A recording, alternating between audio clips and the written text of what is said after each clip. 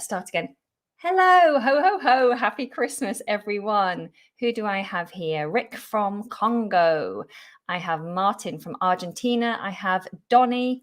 You haven't said where you're from, but you found me through the Scouse accent video. Fantastic. And I have Dennis from Brazil. I have H from Turkey. Amazing. Brilliant. Well, I do hope that you're all feeling... Oh, my goodness me. I do hope that you're all feeling festive and happy and ready for today's lesson. So this is covering the traditions of a British Christmas. I have made some notes which you can now download. You should see them if you're watching on YouTube. You should see them in the description for the video. And if you're watching on Facebook, it's the first comment of this post. You can click that link. Sign up for my mailing list and I'll send you the notes and any future notes that are going to go out as well. Brilliant. Okay, so the first thing I'm going to do for you is to sing you a little song. And it goes like this. Christmas pudding, steaming hot, steaming hot. Sprinkle on the sugar, eat it up, eat it up. Now, to eat up is a phrasal verb meaning to eat it. Go on, eat it. It's normally used as a command. You'd say, come on, eat up. Not a command, but, a suggestion perhaps. You can eat up now. You should eat it up before it gets cold. So as you can hear, it's a separable phrasal verb as well. Let me just write it here for you. Eat up. So... Let's get to the bottom of the comments here. Eat up, eat up. And you can separate it and put eat it up. Eat it up. Or you could even say eat it all up. Eat it all up. Okay. So the song I just sang to you is a little nursery rhyme. And my son sang it to me last week. It's the first time I've heard it and I thought it was really, really sweet. And here are the notes that I've shared with you. So you can download these notes yourself. But this is the little song that I just sang for you. Now, a Christmas pudding, it looks like this, traditionally. And it wasn't my favorite when I was little. It's very, very rich. I'll tell you a little bit more about it here, actually. A British Christmas pudding is a dark, sticky, dense sponge cake. So it's very much like a fruit cake. It's full of lots of dried fruits, and so it's a bit spicy as well. And it has brandy in it traditionally. And with that brandy, we often set it on fire before we serve it. It's a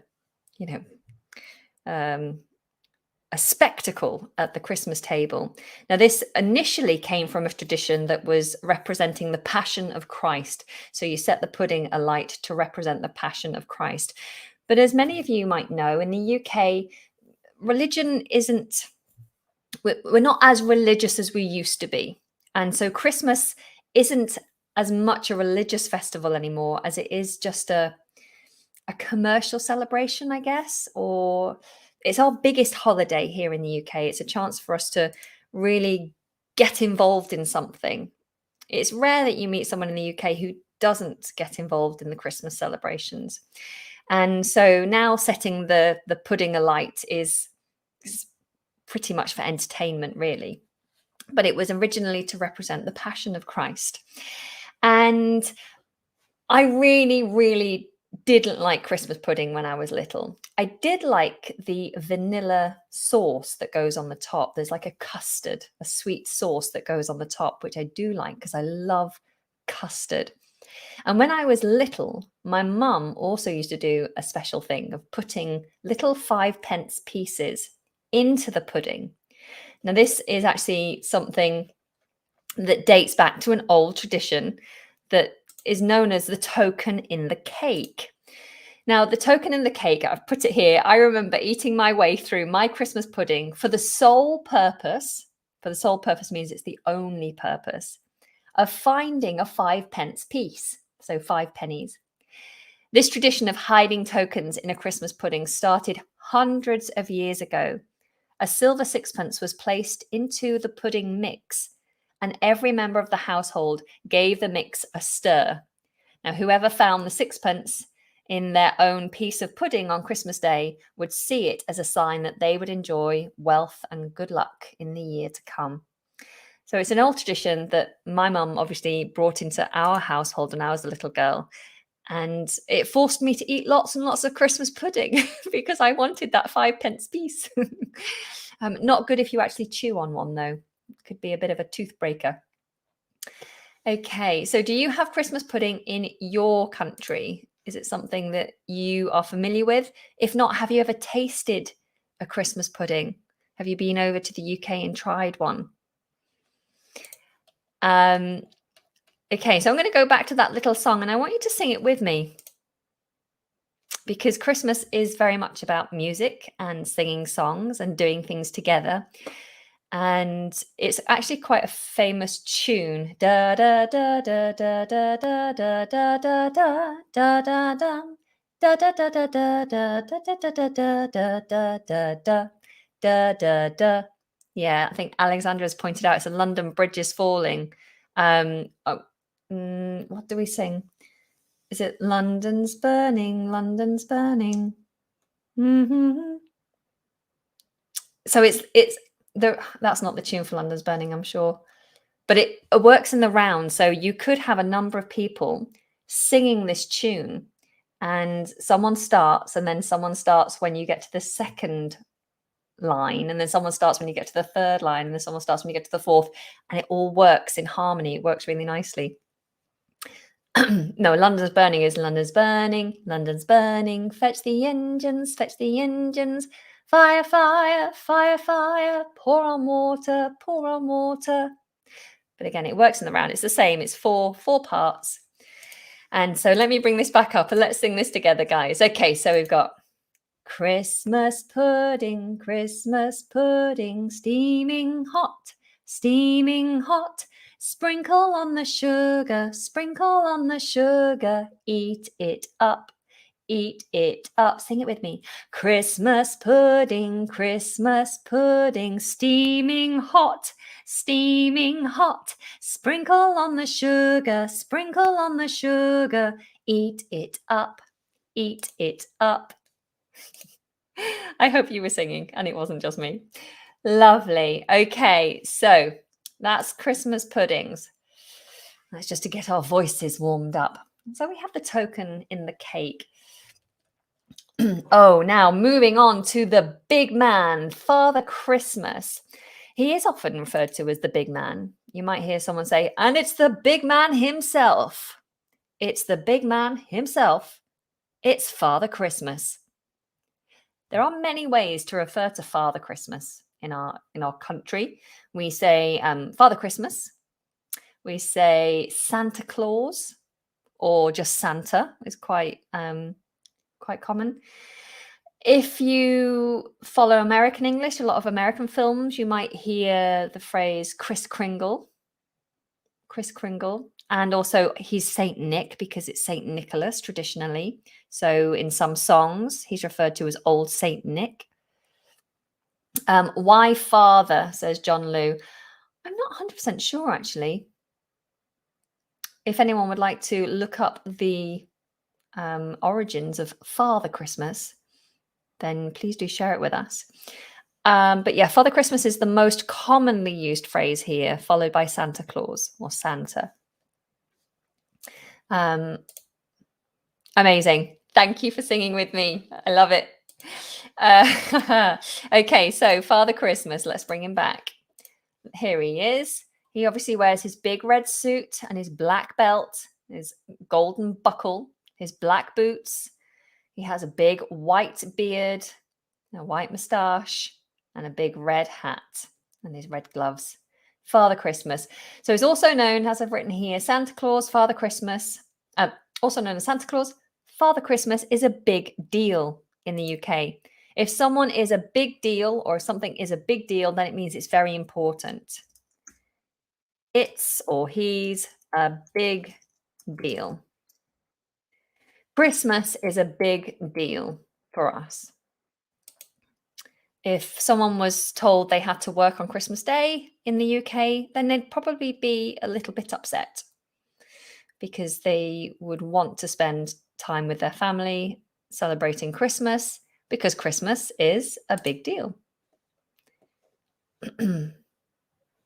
Okay, so then I go on to say all the children hope to be on his good list so that on Christmas Eve, he will visit their house and leave them a gift. We often leave out a mince pie for him and a carrot for the reindeer. All right, a few things to unpack there.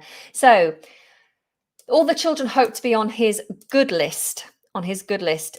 It's typical, the story of Father Christmas, it's typical to believe that Santa Claus is keeping tabs on. So to keep tabs on is to keep notes on someone. Is keeping tabs on what all the boys and girls are doing around the world. And if the boys and girls are good, then they go on his good list. And if the boys and girls are naughty or bad, then they go on his naughty list.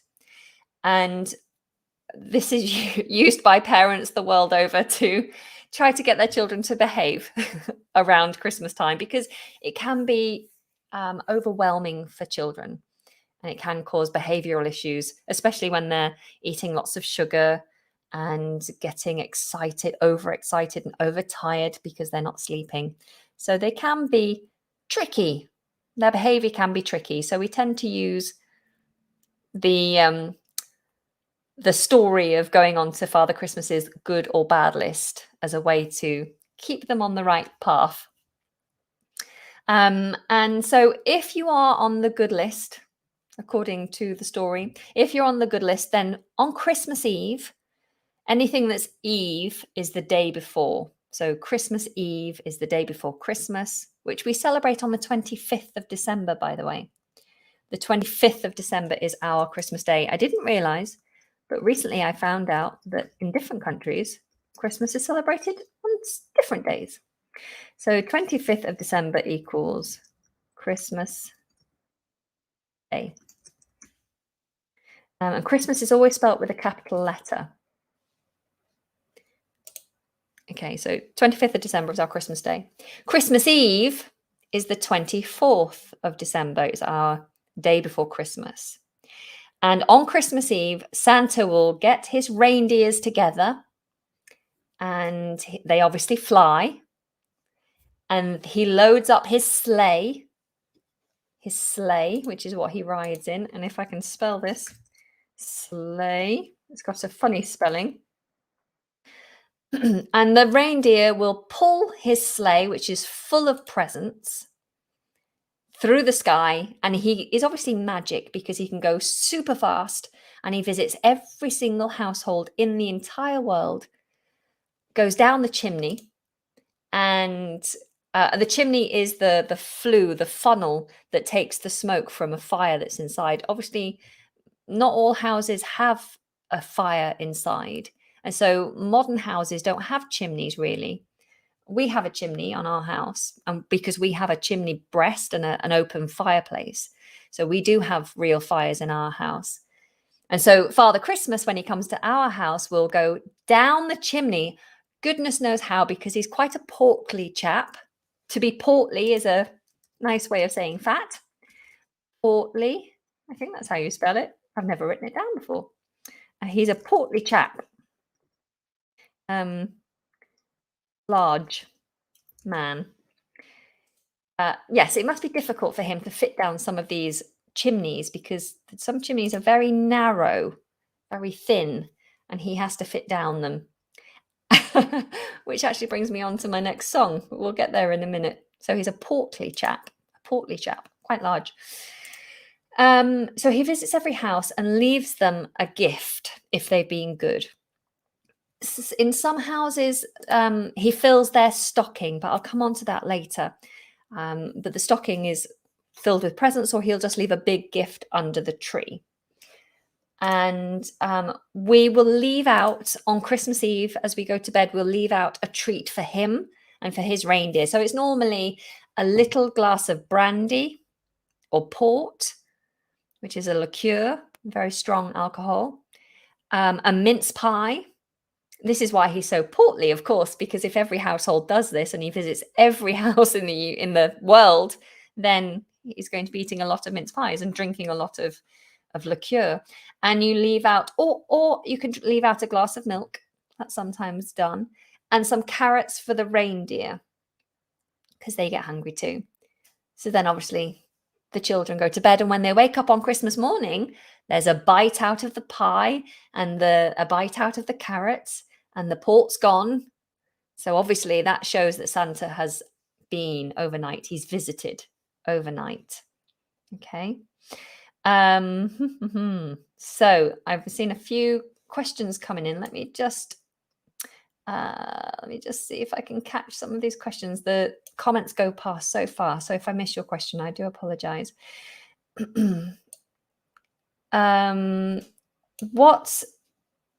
What does Christmas mean to you as a culture? So for us in the UK, some people here do still hold on to Christianity and Catholicism, and they do go to church, and we hold midnight mass, and there's lots of church services, and so there is still an element of religion, and that still is an important thing within the community. The church, even for those of us who are not religious, the church is still an important place for us in our community. I've been to church many a time, even though I'm not religious. I go for the community, and the church works hard to do community-based activities. And that's for me what the church represents, is that idea of community, coming together for a common purpose and supporting one another. And that's what I think the church does really well.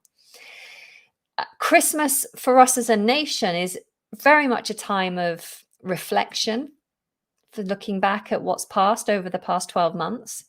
It's a time of reconciliation. So to come together with people that perhaps you've fallen out with. So you've had an argument with them, or your relationship has broken down.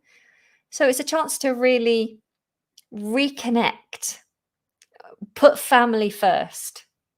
It's very difficult to see your friends over Christmas because everyone is making the time to see their families, their extended families. For me, it's usually the time I see people in my family who I wouldn't maybe see throughout the year because they live a long way away. So you make the effort, you do the traveling to see everybody. You exchange gifts, you have a meal together, you hug if there's no social distancing going on. And it's a time to catch up and reconnect with people. It's very special for us. Nice question. Thank you. Does Christmas holiday have benefits? Not quite sure what you mean with this question. I mean, a Christmas holiday is good for our soul. It gives everyone, it makes everyone feel happy. You know, when you've got singing, music, lights, decorations on these long, cold, dark days, it makes everyone feel happy.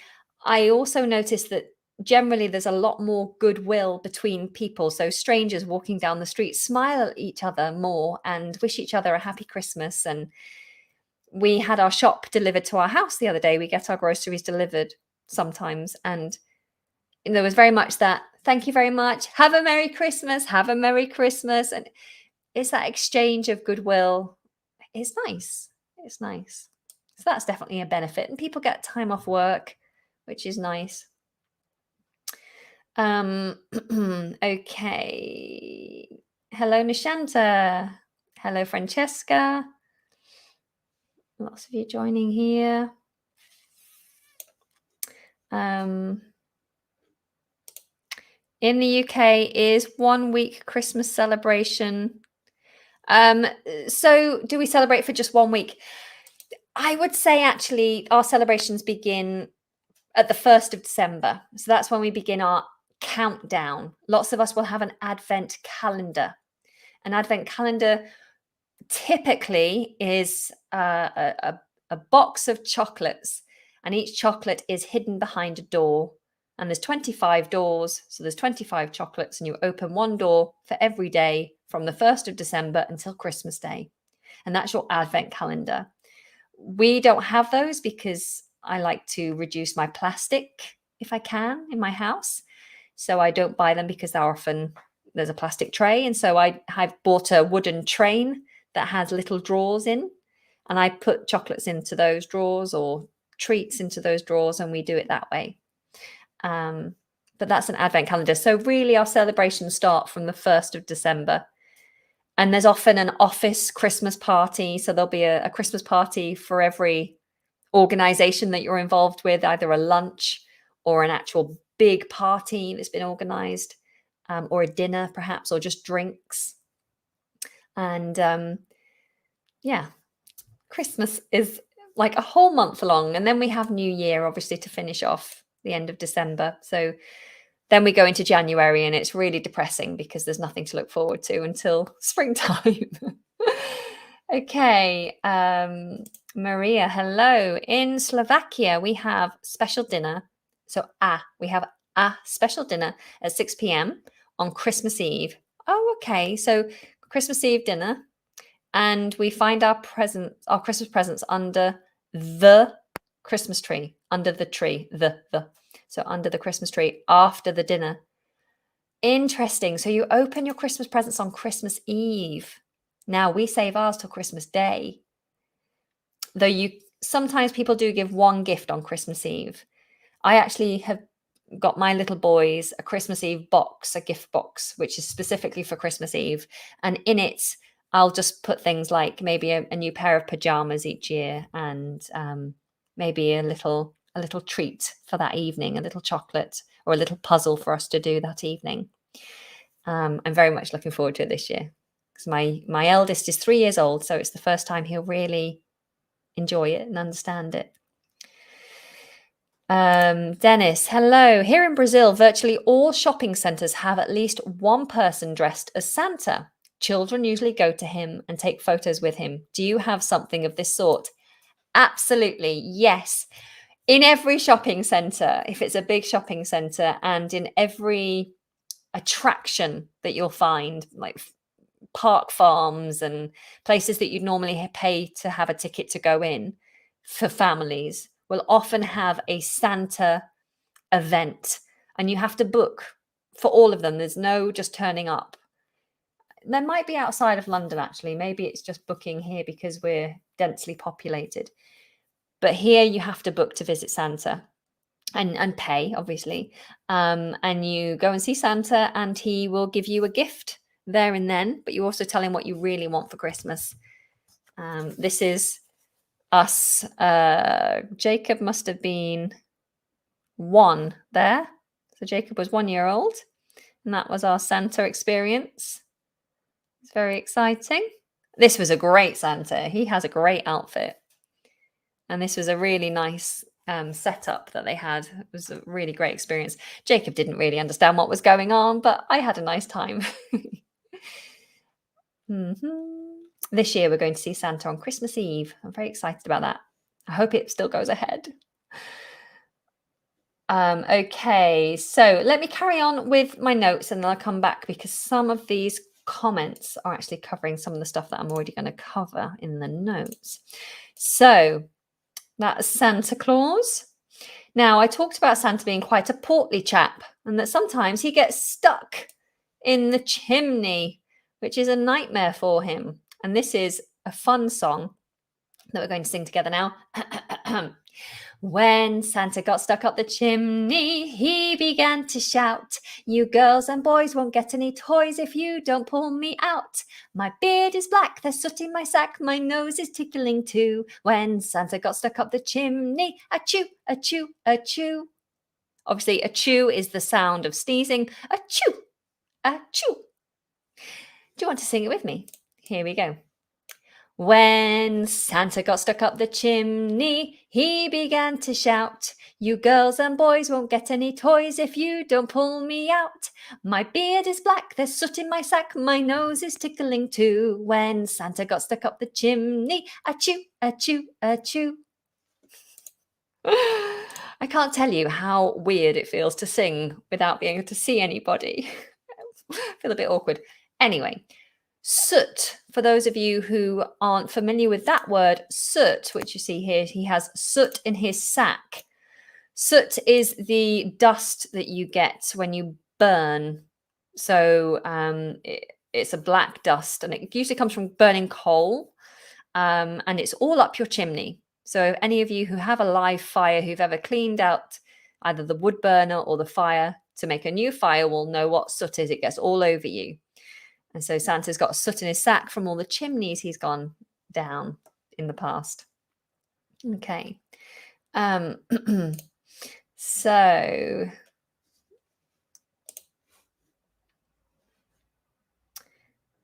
how long do people in the UK spend their time? I'm not quite sure what you mean. Do you mean spend time with their family? Because that's not quite a complete question. How long do people in the UK spend time with their family during Christmas Day? Is that what you mean? So it's normally a couple of days that you spend with your family, or it might be one day and then you'll move on to another family or another part of your family. So you might do like I might spend Christmas with my mum, and then on Boxing Day, the day after Christmas, I might go to my partner's mum's house, and then we might go to see my grandma for a day. Or you might have family come and stay with you for a week. It depends on your situation, how far away from each other you are, and how difficult it is to get to one another. Okay. Hello, Eleonora. Thanks for joining us. Hello, Manuel. Okay, so that song that we just sang when Santa got stuck up the chimney is a very famous song which all the children sing. So that's one to note.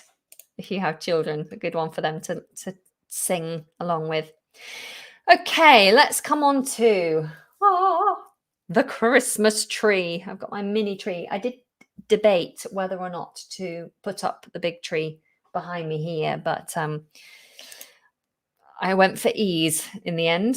I decided to go for the easy option, which is the pre-made, pre-decorated little tree that I had in the front room. It's very lovely. Let me bring my notes up again. So in 1841, our queen at the time, Queen Victoria, her husband, Prince Albert, brought a Christmas tree over from Germany, and he put it in Windsor Castle. From that point on, Christmas trees became fashionable, meaning everyone wanted one. It was the thing to do. They became fashionable all over the UK, and they are often decorated with lights, baubles, and tinsel. So yes, he brought this tree over from Germany. So thanks, Germany. I love having my Christmas tree up. And he had a lovely photo with his wife, the Queen, and his children in front of this Christmas tree. And that went into the newspapers back in 1841. And everyone saw it. And they were like, wow, we want one of those. And that's when Christmas trees became a thing. I cannot imagine Christmas without a Christmas tree now. It's a big deal for us having, here we go, big deal again. It's a big deal for us having a Christmas tree. And usually the question is, when are you going to put your tree up? Have you put your tree up yet? Because I put my tree up in the middle of November this year. I did it really early. Most people do it at the early part of December. And actually decorating the Christmas tree it's usually a thing. Every house has their own tradition of who decorates the tree. But for us, we do it at least at the very latest on the 1st of December. So we like to have it up from the start of December. And it's a family event. We get the tree out and we decorate as a family. We have Christmas music on in the background.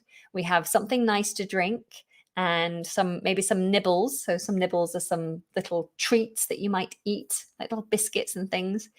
And it's an event. It's an exciting time to come together as a family to do something, to do a task together.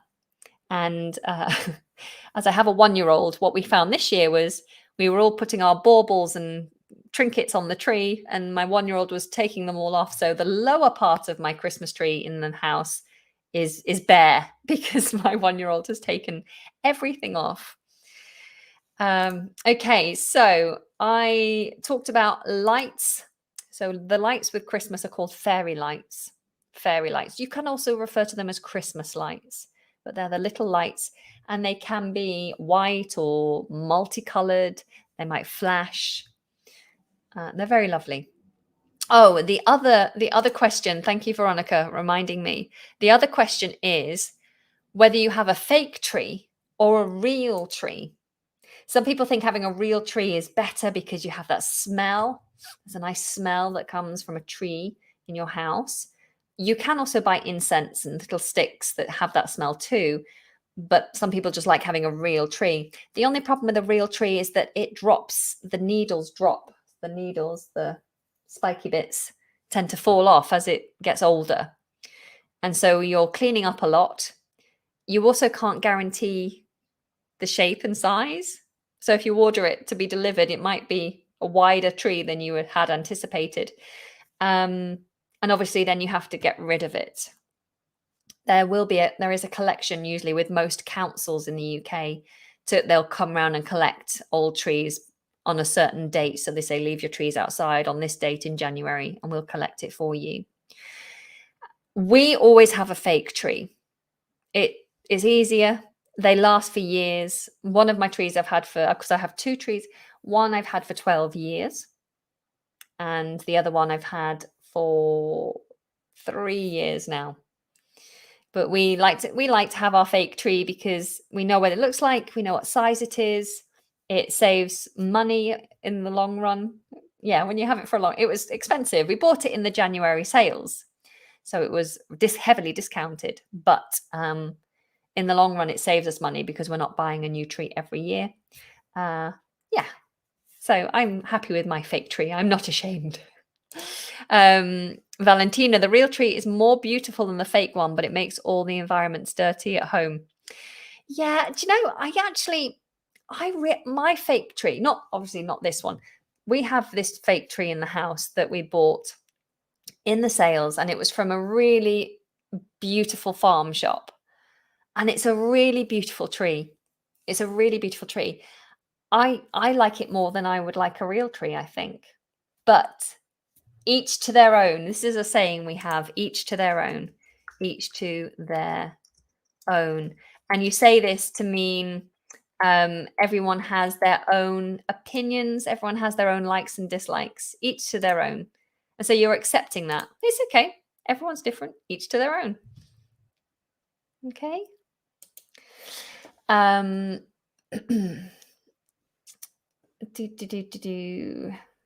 Seeing if there's any questions at my eye level that I can answer. Okay, so Christmas trees. Let's get back to these notes, shall we? Oh, yes, I was telling you, lights, baubles. The baubles are the round ornaments. They come in all different shapes and sizes. I'll show you this one here. We've got some little baubles here. These are baubles. Baubles. These are just mini ones. Some are shiny, some are glittery. And some ornaments are like, I have a phone box, and some of them might be personalized. So I have some penguins that are ornaments that hang on the tree with our names written on, as if we were the penguins. And then you might also have tinsel. I've got some tinsel here at the background. That's some tinsel. You might have ribbon on your tree or beads. What else? Nothing else here. Oh, and a fairy on the top of the tree. There's always got to be your Christmas angel, your Christmas fairy on the top.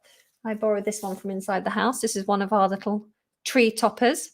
Or you might top your tree with a star. That's also quite common. But you can basically decorate your tree however you like. Put whatever you like on.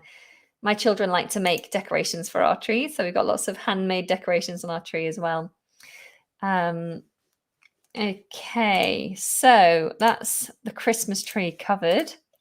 Now, the Christmas presents. Underneath our trees, we place the Christmas presents. Our presents are covered with wrapping paper, tied with a ribbon, and finished off with a tag and a bow. These beautifully decorated boxes conceal the exciting gifts that will be given on Christmas Day. Okay, so let me show you. I have a little gift here that's sitting under my tree at the moment. I don't know what it is. So this is obviously the wrapping paper. This is so I like to wrap my gifts in either fabric, so cloth, or just brown paper. It's because it's more environmentally friendly, but a lot of wrapping paper will be pre-decorated.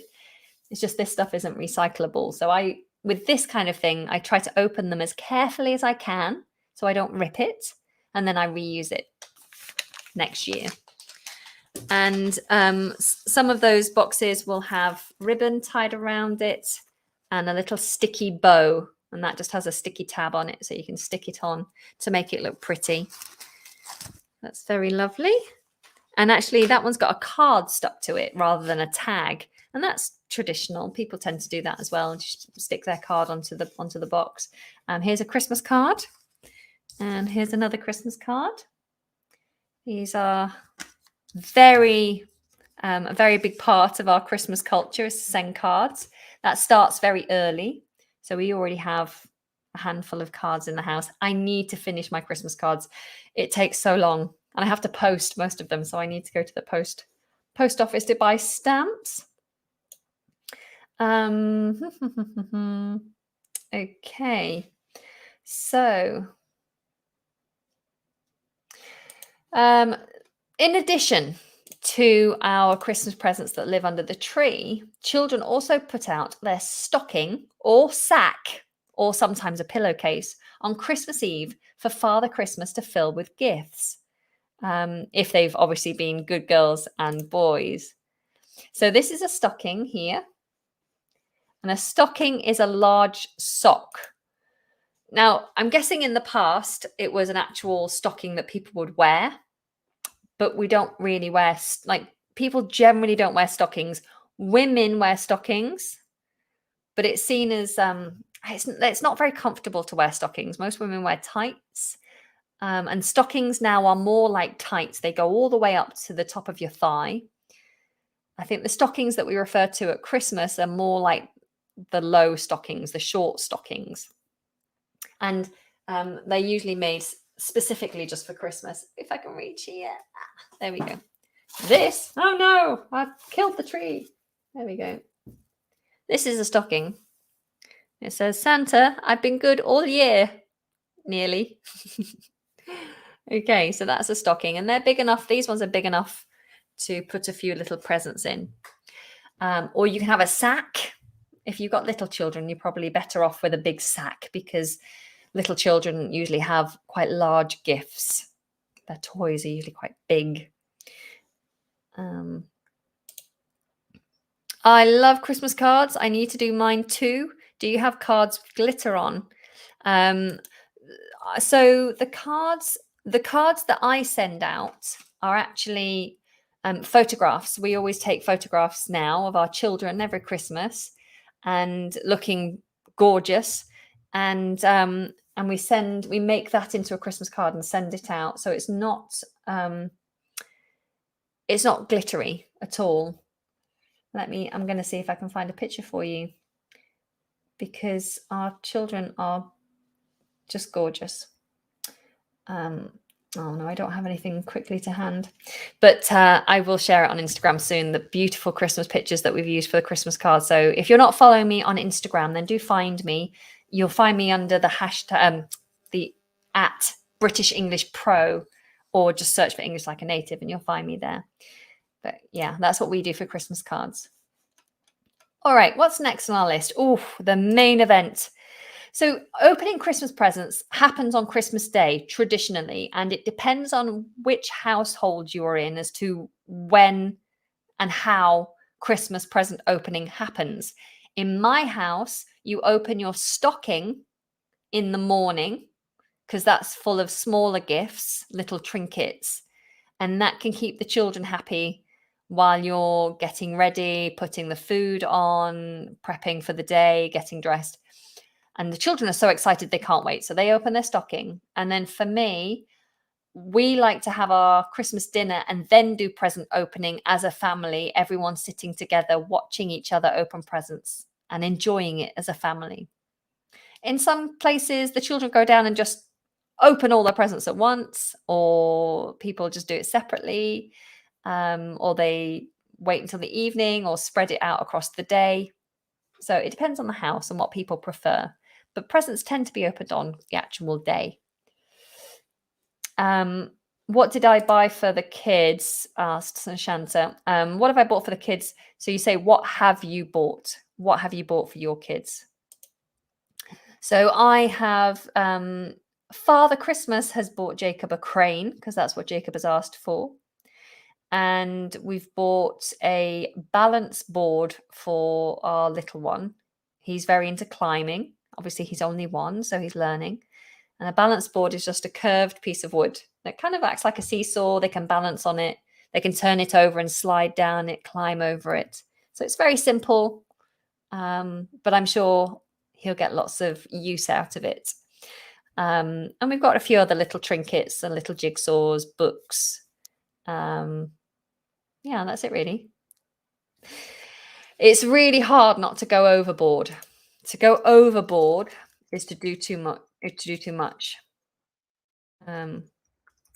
So if you were supposed to tastefully decorate the house, so do it so it looks nice, but you ended up completely covering every inch of the house in glitter and sparkles and decorations, and it's just mental, like Christmas room. You're like, whoa, what has happened in here? It looks like Father Christmas has exploded all over this room.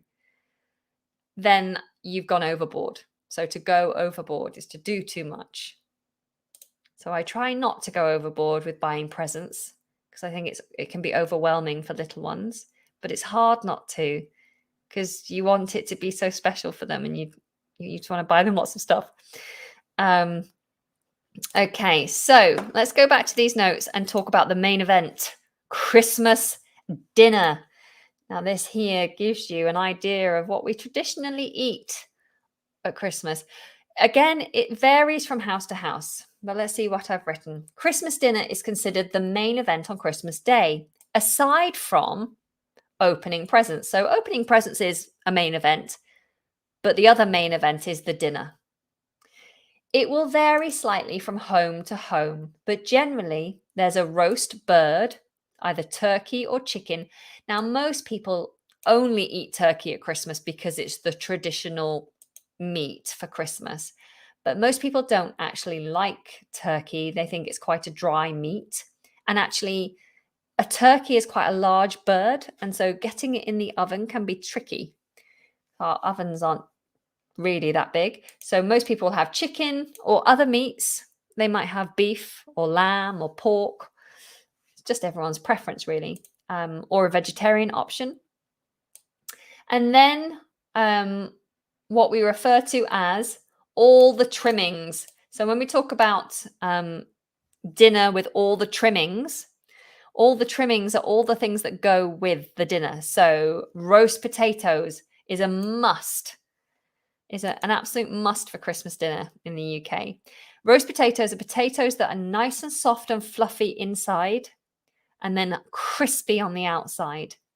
They're usually, to get them really crispy on Christmas Day, we usually boil them a little bit. We parboil them just to boil them till they're slightly cooked. Then bash them up so they're all fluffy. Then cover them in duck fat or goose fat. And this is just at Christmas. And then put them in the oven to make them nice and crispy on the outside. And that's an absolute must, those roast potatoes. Then we have things like carrots and parsnips, sprouts. Oh, don't get me started on sprouts. But carrots and parsnips and turnips as well. These are all root vegetables like potatoes. And they can be roasted or mashed or boiled, however you like them. I like mashed carrots and roast parsnips. I do like roast carrots too as well, actually. Now, sprouts. Sprouts is another one of those things that you'll really only talk about sprouts at Christmas. I don't know why. Sprouts are like mini cabbages. They're very bitter. They're very good for you, but they don't taste very nice. I hate sprouts. I do eat them. I had a Christmas lunch yesterday, and I ate some sprouts. If they're on my plate, I will eat them because I know they are good for you. And I'm that kind of person. But I don't like the taste of them, and I would never choose to buy them and cook them myself. But if someone else has done them and it's on my plate, then I will eat one or two just because it's Christmas. Okay. How do you feel about sprouts? Do you like them? Okay, pigs in blankets is another one. So pigs in blankets is a sausage wrapped in bacon. So it's a little sausage wrapped in a slice of bacon and done in the oven. It's very indulgent. And then stuffing. Not really sure how to explain stuffing. Stuffing used to be, and it's not so much anymore, actually stuffed inside the bird that you were going to roast. So you would stuff it inside and roast the whole thing. And the stuffing's full of like herbs and things. And so it makes the bird supposed to taste nicer, but we don't do it that way anymore. So stuffing, what's in stuffing? Stuffing made of, let's see. So we got sage, onions, breadcrumbs, butter. What else? What else is in here? Egg, pepper, salt. So not very much actually. Interesting. I didn't think it was that basic. But yeah, it's something you would expect to have with a roast dinner, certainly. But we just cook it on the side now.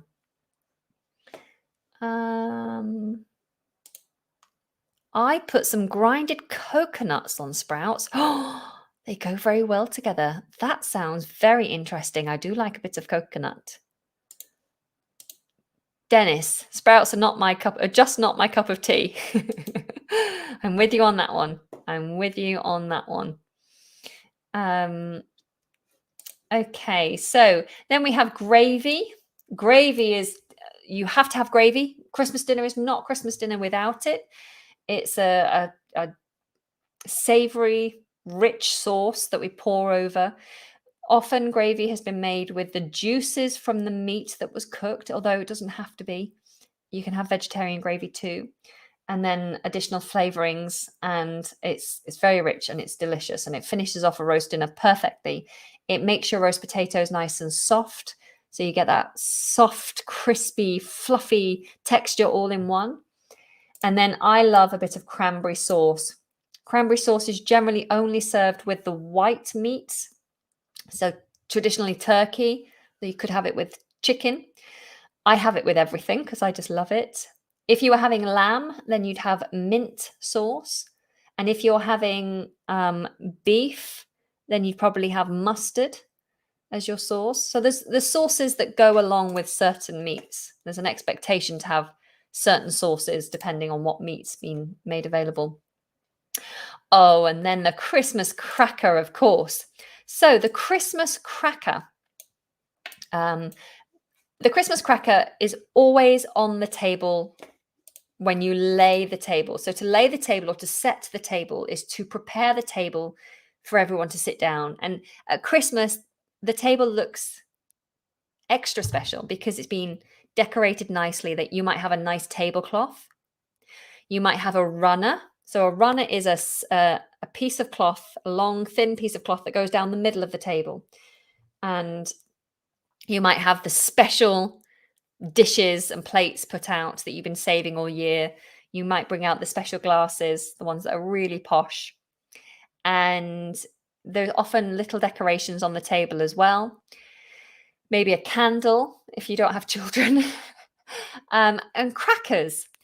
There'll be a cracker at every place. So every person has a cracker. And a cracker is this cardboard tube that's covered in paper and tied at each end of the tube. So you don't know what's inside. And two people will pull an end each, and the cracker will snap or pop. And it makes a little bang, and then out come the treats. And whoever is left with the main tube of the cracker, once you've pulled it, is the person who wins what's inside. So if you're very unlucky, you'll end up with two ends and no tube if you've been pulling other people's crackers. One tradition, and we did this yesterday, is if you're sitting around a table, is that you take your cracker and offer it to the person on your left, and then you take the cracker of the person on your right as well. So everyone is joined, holding the crackers all together, and you pull all together. And we did have one lady yesterday at my Christmas lunch who ended up with two ends and no tube. And she was like, oh. But in the spirit of Christmas, someone will always give that person their tube and what's inside it, their little trinket. And what do we find inside a cracker? Well, it tends to be a paper hat, a paper Christmas hat, not like this one, and like a crown, a paper crown, and a terrible joke. There'll always be an awful joke. And there will be a little gift, and it might be something like nail clippers or a die or some dice. It could be a little magic trick. They're quite common, but they're usually just silly little things. This year, I'm going to make my own Christmas crackers because I want to make sure that the gifts that are inside are useful and not wasteful, because often we just end up throwing them away because they're just tat, really rubbish, useless. So I'm going to make my own crackers, and I've been collecting things over the year that could go in the crackers, and I'm very excited about doing those. I'm just going to find you some cracker jokes so that you know what a cracker joke is like. Okay. Here we go. I'm going to copy and paste this one on for you. This is a typical cracker joke. What does Santa suffer from if he gets stuck in a chimney? What does he suffer from if he gets stuck in a chimney? He suffers from claustrophobia. Claustrophobia, which is like claustrophobia. To be claustrophobic is to be scared of small spaces. Can you see that on the screen? My software is not playing ball. Come on. Come on, show it on the screen. I don't know if you can see that or not. Hopefully you can. But claustrophobia. It's a pun. It's a play on words. Santa Claus, claustrophobia, claustrophobia. It's terrible. It just makes you go, oh no, which is what Christmas cracker jokes are all about.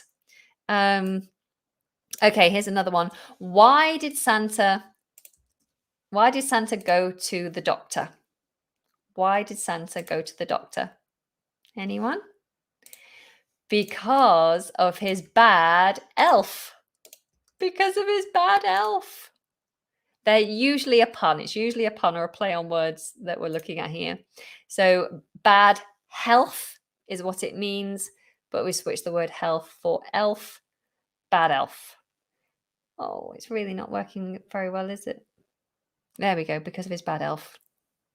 Happy Christmas, everyone. Okay, so those are Christmas cracker jokes. Lots of fun. Always makes people go, oh no. All right, so that brings me on to Christmas carols. So music, there's a carol singer. He's missing his front teeth. That reminds me, there's another song, an old song my mum used to sing to me. All I want for Christmas is my two front teeth, my two front teeth, my two front teeth. All I want for Christmas is my two front teeth, so I can wish you Merry Christmas. All sang with a lisp. It's very funny. Master Phone says, what do you eat on Christmas Eve? There's no traditional meal for Christmas Eve or traditional thing to do. There usually is some sort of gathering and meal. I was thinking the other day, we haven't planned anything for Christmas Eve, and we should. Although we are seeing Santa Claus in the afternoon, so we might not have time for a big meal or anything. The main thing that is common throughout the country is Boxing Day. Boxing Day tends to have some form of leftovers. And so you can make things like bubble and squeak. Bubble and squeak is like fried leftover vegetables with mashed potato as well, I think. So you mix up the leftover veg mix it with mash, and you put it in a frying pan and you fry it so it's like a little pancake and it goes hard and crispy, and that's bubble and squeak. I think that's how we do it anyway. Bubble and squeak. Or you might have a roast turkey sandwich. So if you've had turkey, you might put some turkey and maybe some stuffing, some cranberry sauce, and maybe a few vegetables that are left over onto bread and make a roast turkey sandwich. Okay. Okay. Right. So Christmas carols. Let's go back to that. Christmas carols. Music plays a huge role during the festive season, and some of our favorite carols are known in many different languages. So I was going to do a lesson on Christmas songs and Christmas carols, and I realized actually a lot of the carols that we love are either came from other countries or have been translated into numerous other languages and are sung across the world. So you might already be familiar with these, which is great because then singing the English version of something you're already familiar with is wonderful for improving your vocabulary and just improving your English generally. So there are many carol concerts here held in schools and in churches or on the streets as well. I often hear carol singers performing when I go shopping, or if I'm walking through town, or maybe if I'm walking along the river. There'll be people set up doing a little carol concert, which is lovely. And often in the church, they'll have some form of carols by candlelight, which is really nice. You go and all the candles are lit in the church in the evening, and you've got the adults and the children all doing their bit, singing these beautiful songs. And your voices in a church will really resonate. It becomes quite echoey, and it's lovely. It's lovely to hear those beautiful traditional carols in a church setting. Okay, so now we're going to sing some songs, ladies and gentlemen. Now, this one I think you should all know. Let me know in the comments if you know Silent Night, if it's sung in your country. I imagine most of you are familiar with it. We're going to sing it together now, okay? Silent night, holy night, all is calm, all is bright, round yon virgin mother and child. Holy infant, so tender and mild, sleep in heavenly peace, sleep in heavenly peace. Not quite sure what level I was coming in at there. I might have done it a bit too low for myself. Anyway, it's a beautiful song. I hope you were singing along with me there. But it's definitely one of my absolute favorites. And I think it actually came from Germany, that song originally. So I'm sure it's known to many of you. All right, the next one, a bit more jolly, a bit more bouncy. And it's Come All Ye Faithful. Now, this is obviously quite old, because you don't say ye anymore, but you do still see it in some songs. It'll be written, and it's from oldie English, when we used to have a lot of e's on the end of things, like we say oldie rather than old. You used to have an e on the end, and ye is you, and o written here just as a single letter would now be OH. So I'm not sure why that's gone from a single letter to two letters. But yes, come all ye faithful. Here we go. Oh, come all ye faithful, joyful and triumphant. Oh, come ye to Bethlehem. Come and behold him, born the King of angels. Oh, come, let us adore him. Oh, come, let us adore him. Oh, come, let us adore him, Christ the Lord.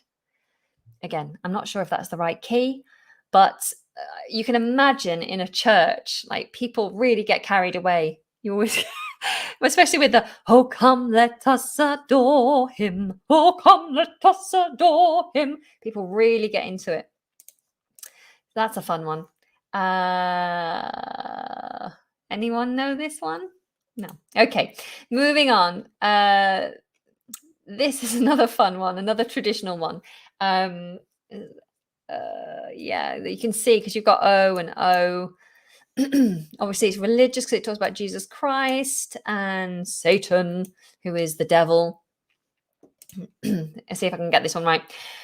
God rest ye merry gentlemen, let nothing you dismay, for Jesus Christ our Saviour was born upon this day, to save us all from Satan's power when we were gone astray. Oh, tidings of comfort and joy, comfort and joy, oh, tidings of comfort and joy. Yes, that's always a fun one to do. Yes, Dennis knows them all. Fantastic. They're Christian songs. That's right. They are Christian songs, which is why you'll always hear them in the church services. But it's funny here, because even though a lot of us aren't religious, we still kind of accept a lot of religious traditions, like singing these songs for us. We don't even really consider the religious nature of them. We just enjoy them. And like I said, I go to the church regularly for different events, even though I'm not religious. I'm not a Christian, I'm not a Catholic, but I'll still go to the Christian church. And it just because it's just a part of our life. Okay, this is one of my favorites as well. And this has been actually done by a couple of pop singers in more recent years. So they made it, feel a little bit more modern, but it's not a modern song. It's been around for a while. Oh, here we go. Oh, holy night, the stars are brightly shining. It is the night of our dear Saviour's birth. Long lay the world in sin and error pining, till he appeared and the soul felt its worth. A thrill of hope, the weary world rejoices, for yonder breaks a new and glorious morn. Fall on your knees, oh, hear the angel voices, oh, night divine, oh, night when Christ was born. Oh, it's such a lovely song. I encourage you to go and look up all of these songs on YouTube because they are amazing. I mean, I'm taking a risk by singing them because I'm not sure about copyright if I'm allowed to sing these ones, but they are wonderful. I would have played them to you, but because of copyright, I don't dare. So please do go and look them up, especially the last one, Oh Holy Night. There's some amazing versions of it out on the internet.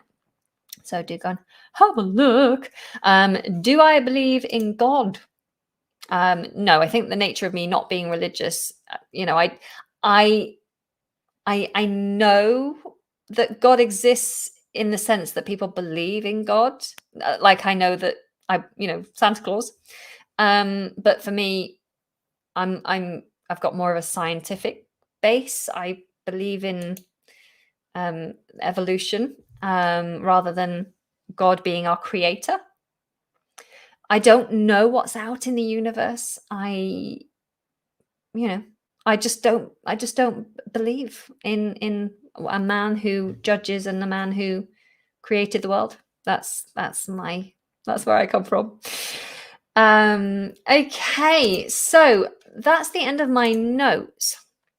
Now, is there any other questions you've got around our British traditions? Don't forget those notes are available for you to download for free, as well as other notes that I make available. Whoa, hey, moving my light around here. It's getting very dark. They're available for you to download for free, and other notes that I make available as well will be sent to you. All you have to do is sign up to my mailing list and I'll send them straight to you. The link is in the description of this video or in the comments if you're watching on Facebook.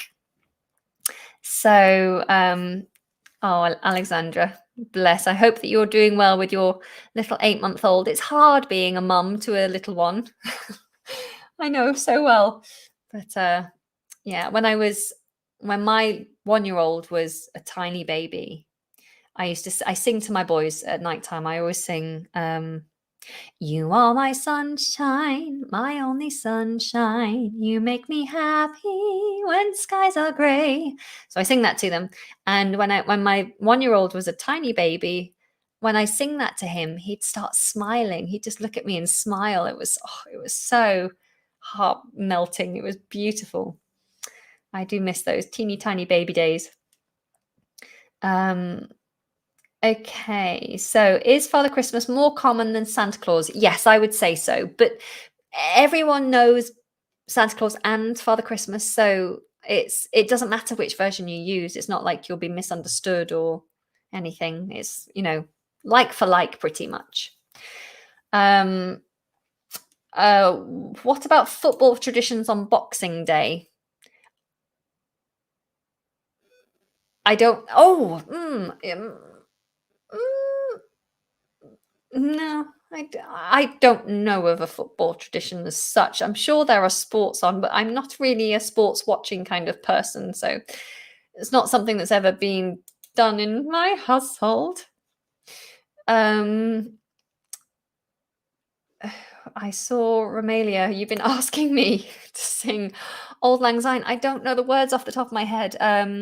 So Old Lang Syne is a song that is sung on New Year.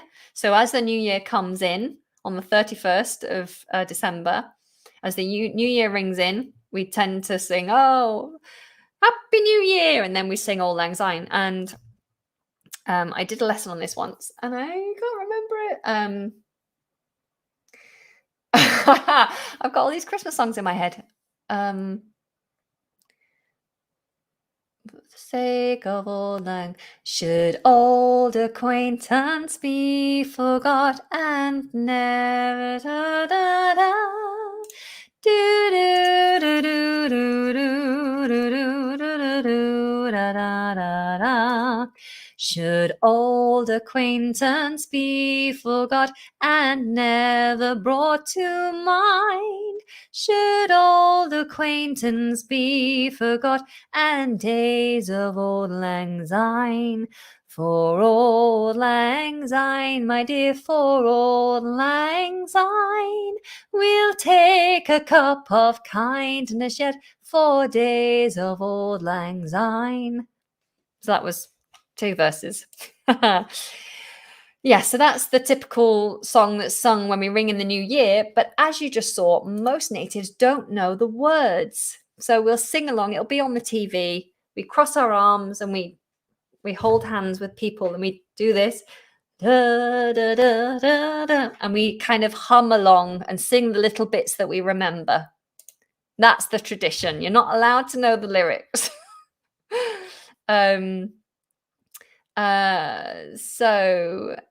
Your Romalia is Scottish. Yes, it has a Scottish. It's based in. It comes from Scotland. What treats do you typically receive from Father Christmas? It depends on the household. It depends on the budget. It will normally be something you've asked for, so it's usually like a main present. Like I said, my son is getting a toy crane.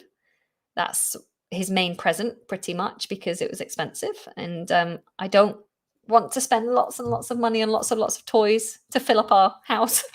So yeah, it tends to be a main present that you get from Father Christmas. What is your favorite gift in Xmas? So obviously Xmas we use as Christmas, in case anyone's unfamiliar with that version. So Xmas means Christmas. What is your favorite gift? What is your favorite gift in Christmas? So we wouldn't say in Christmas, it would be at Christmas. And you'd say what has been. So, or what was what has been your favorite gift at Christmas? What has been your favorite gift at Christmas? So my favorite gift, the best gift I ever received as a child was a karaoke machine. I loved singing as a child. I really, really wanted to be a singer when I grew up. And so my parents bought me a karaoke machine. It was the best thing ever. I didn't even think about getting one. I never asked for one. It was a real surprise and I loved it and I used it so much. So karaoke machine for me.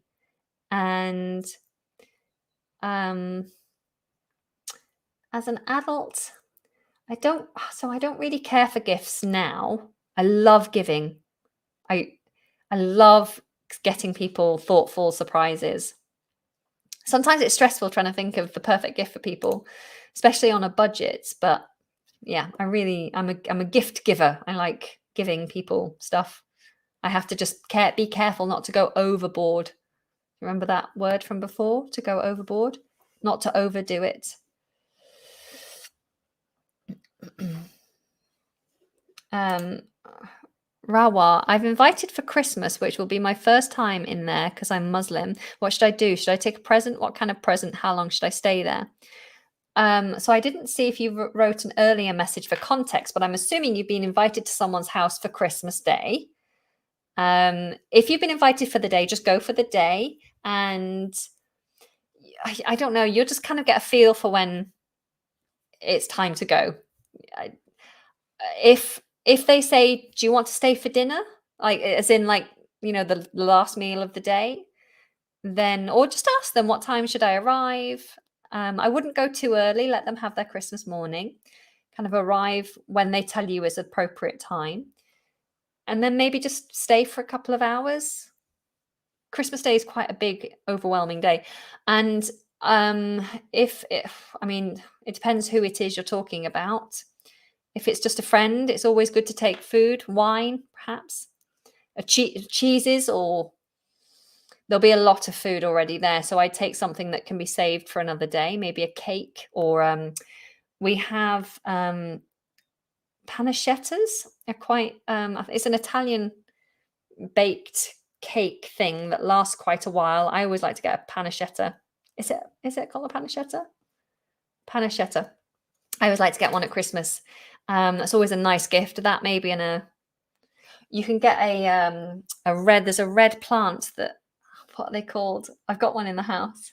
There's a beautiful red plant that's associated with Christmas. They've got beautiful red leaves.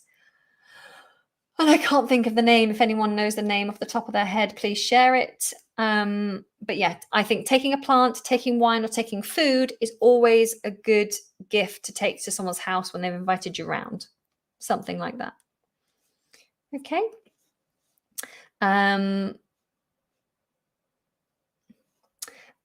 da, da, da, da. Oh. Oh, I'm very sorry to hear that. Oh, bless you. You have a karaoke, but no one wants to hear you sing. Just sing for yourself. Don't worry about everyone else. Poinsettia. Thank you, Chiara. Poinsettia or poncetta. Poncetta. Yes, that's what it is. That's the plant. Beautiful. We sell them in the supermarkets here. They're everywhere at this time of year. So it's very, very much part of our tradition. Now let's try and keep them going as long as I can. They turn green eventually. You have to like starve them of sunlight for a few months of the year to get them going red. The red leaves are stressed. So you have to stress the plant out.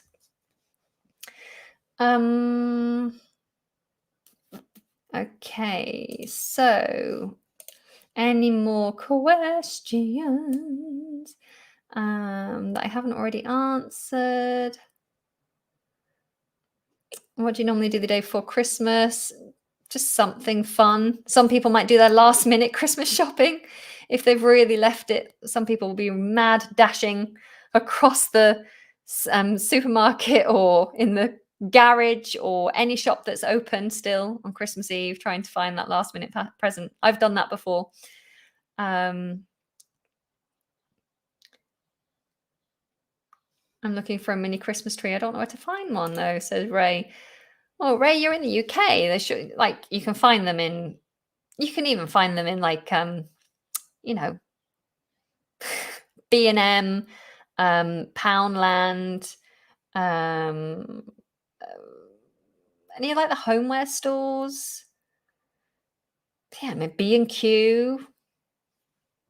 I got this one a while ago. The supermarkets, the big supermarkets, if you find those big like Tesco Extra, those hypermarkets, then you'll find them there.